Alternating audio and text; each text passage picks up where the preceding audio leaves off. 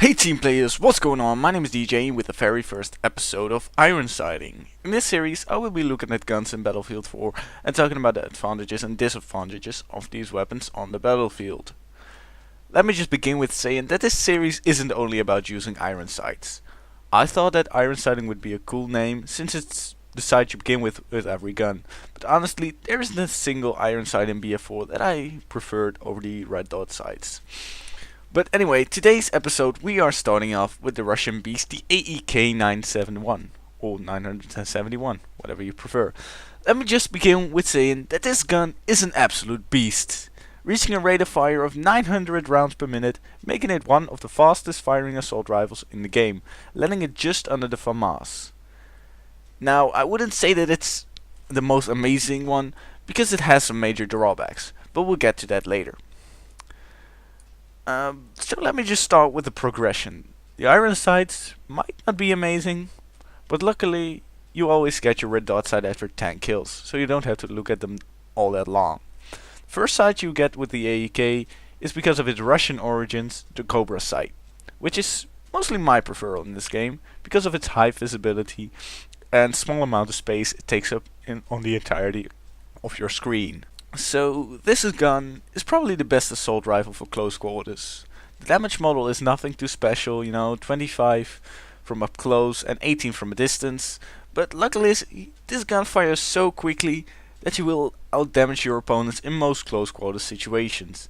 And if your accuracy and recoil control is a bit up to par, you can dish up some massive damage using this weapon. You'll fire about 15 bullets per second, making killing about as easy as taking a breath in close quarters. If you aren't the first one to fire, if you can respond quickly enough, you will completely annihilate your opponent. I have that a couple of times, I believe, in this clip. I don't know. When people just start firing at me and I fire back and I win because of the sheer out damaging. But anyway, this gun, there are some major drawbacks to it. Namely, the recoil, which is almost abysmal. It has a side-to-side recoil of 0.15 left and 0.4 pull right, and an upward recoil of 0.38. But more importantly, this weapon has a first shot multiplier of 3.0, which makes the weapon kick up quite a bunch after taking the first shot. The already huge recoil of this weapon can make this a very tricky weapon to control. This can be best countered with an angled foregrip, since it reduces the total first shot recoil by about 33%. Also, the upward recoil can be countered with a muzzle brake. But if you prefer to have less side to side, you can always put a compensator on it. Also, if you know a bit about what you're doing, you can of course try to counter the recoil. I will cover that in a later video, because I haven't really controlled it completely yet, and I want to control it a little bit better than I do now.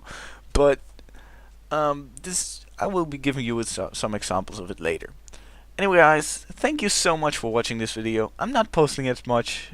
I know I'm not posting as much lately, but I've been really busy. So I hope to be able to post more Battlefield 4, Team Fortress 2, and maybe even some PlanetSide in the future. Anyway guys, I hope to see you guys all later, and have a nice day and all that stuff. And enjoy the rest of this video. And I hope to see you guys all later. Goodbye.